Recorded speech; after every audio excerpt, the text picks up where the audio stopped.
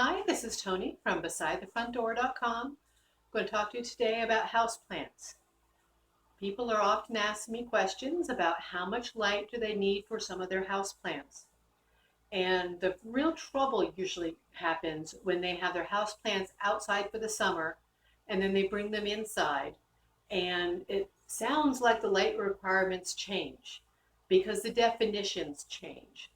When you talk about something needing to be a shade plant outside, suddenly it's a high light, bright light house plant. Now, the reasoning that this happens, the reason behind this is the instant you come inside a pane of glass, the light cuts down by roughly 40%. So if you take a light meter on your phone, if you have an app, or if you're a photographer and you have a light meter for your photography, if you take a reading of the light directly outside your window and then go inside the same window and take a reading of the light there, you'll be surprised at suddenly how much less light there is. Then step back 2 feet from the window and take a reading there. Step away another 2 feet from the window and take another reading there. And you'll be surprised at how quickly the light drops the further you get from the window.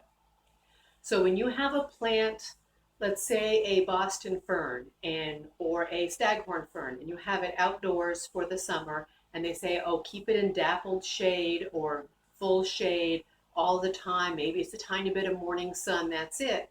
And then you bring it inside, and suddenly you Google it, it says it needs bright light, and you want it closer to the window, getting which side, if it's an eastern window rather than a southern window. Those sort of definitions will crop up and seem really, really confusing. Think of this like when you are buying shoes for your kids. At one point, they're in kid-size shoes, and then there's that weird middle point when they fit the real upper sizes of the kids' shoes and the smaller sizes of the adult shoes. Same thing. It goes from a really low light situation outside, that's the size light that fits, and then suddenly inside the window, and it is a higher light situation fits. And it's purely because of where it is.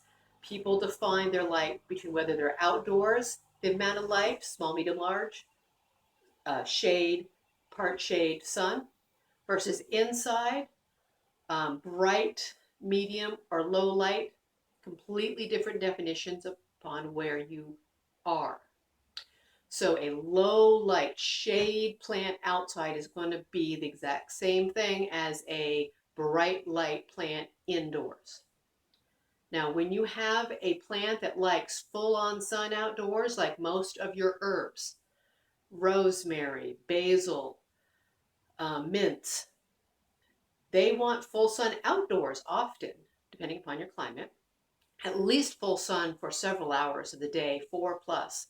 And you want to bring them inside for the winter, they need to be right up next to that window. A good southern window, a really bright, most of the daylight window, within about a foot or so of it usually. If you try to go put that on your dining room table, there is so little light there, it just can't make it. There's the same volume of light there on your dining room table that seems bright enough. And then you go outside, it's like a deep section of the forest where you have nothing growing on the ground.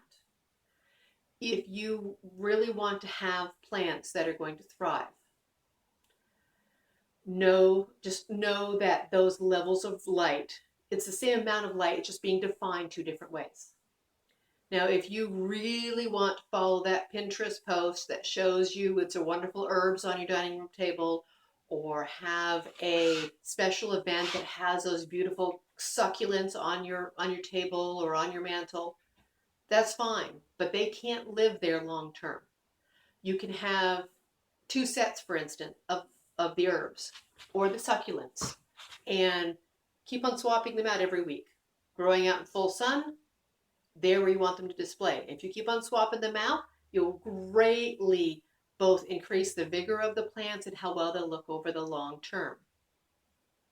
I'm hoping that helped you some. If you have more questions, go to besidethefrontdoor.com and email me, and I'll see if I can get some answers for you. Thank you. We'll see you again.